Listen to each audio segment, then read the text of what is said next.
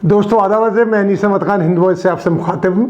हमारे देश में जो एक धर्मनिरपेक्ष देश है, सेकुलर देश है, गांधी जी अहिंसा की नारा लेकर यहाँ पे उन्होंने पूरे देश को आज़ाद कराया है। अभी रिसेंट, इसके पहले तो भगवान बुद्ध भी अहिंसा परमो धर्मा कहते थे, लेकिन गांधी जी ने उसको आगे बढ़ाया और सत्य साबित करके दिखाया।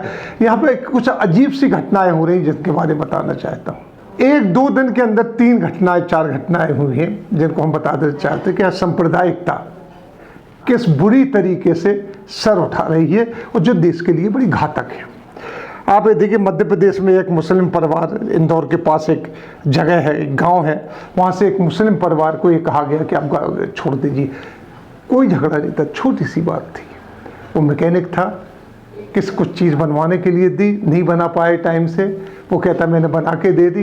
ये दोनों झगड़े हैं। उसके ऊपर एक 100-150 आदमी रात को उसके घर के ऊपर चढ़ा है और उसके बाद उससे कहा गया कि आप गांव छोड़ दीजिए, मुस्लिम आदमी। उसी के साथ कर्नाटक की दूसरी घटना है कि एक मुस्लिम युवक अपनी कार में अपनी कलीग को उसके घर छोड़ने जा रहा था, उस पर उत्पात हो गया।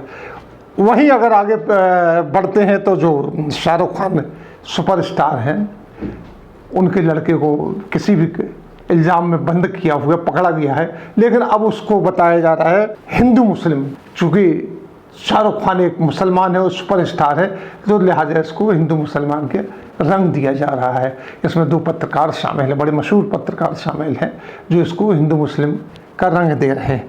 वहीं अगर देखा जाए तो आगे हम आपको बताएं कि जो साध्वी प्रज्ञा हैं, वो कहते हैं अल्पसंख्यकों और विधर्मियों के पास, यानी जो लामजहब हैं, उनके पास मंदिरों का पैसा जा रहा है।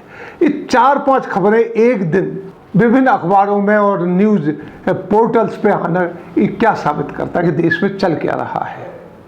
आप ये देखिए कि जो यूपी में कांड हुआ है, किसानों की हत्या की गई कार चढ़ा के, उसको सिख और वर्सेस दूसरी एक रंग दिया जा रहा है। यानी हर चीज़ को जो आप सांप्रदायिकता के चश्मे के अंदर देखा जा रहा है। जैसे जैसे इलेक्शन करीब आ रहे हैं, 5 स्टेट में इलेक्शन है, उसमें उत्तर प्रदेश पहले दर्जे पर रखा हुआ है। वहीं अगर OIC जो है मुस्लिमिक कंट्रीज़ का एक संगठन है, वो इस बात पे एतराज़ उठाता है कि मुसलमानों पर अत्याचार हो रहा है, उसके ऊपर संज्ञान लेना चाहिए। उसके ऊपर हंगामा खड़ा हो जाता है और बुरा भला कहा जाता है। जिस तरीके से चाहे मुसलमान हो, वहाँ सिखों के साथ जो हुआ है, उसको किसानों की हत्या हुई है, उसको सिख और वर्सेस कहा जा रहा है कि ब्राह्मण ठाकुरवाद के भी वहाँ पे हो रहा है, क्योंकि जो गिरफ्तार हुए हैं वो ब्राह्मण हैं, वहाँ ठाकुर जो है वो चीफ मिनिस्टर है। इस तरीके से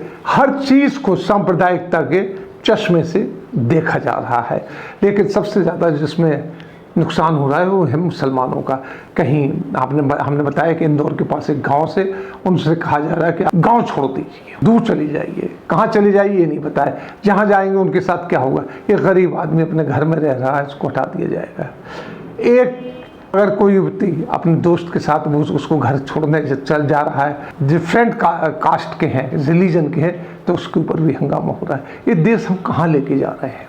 इन 3-4 खबरों को डिटेल पढ़ेंगे तो काफ़ी समय होगा, लेकिन बताने का मकसद हिंद वॉइस का ये है कि इस चीज़ से आपको भी सावधान रहना है। हम आपको सावधान करते रहेंगे कि ये चीज़ नहीं होना चाहिए, क्योंकि इसमें उन लोगों का फ़ायदा हो रहा है जो कि ये चाहते हैं, और इस चीज़ से देश खराब होगा, धर्म खराब होगा, आपस में विभाजन होगा।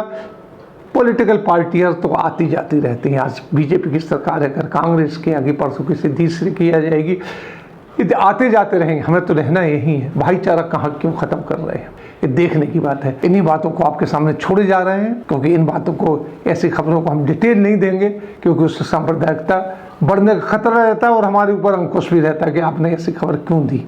सजेस्टिव नाम लेना चाहिए, ये सारी चीज़ें हम लोगों के ऊपर रहती है।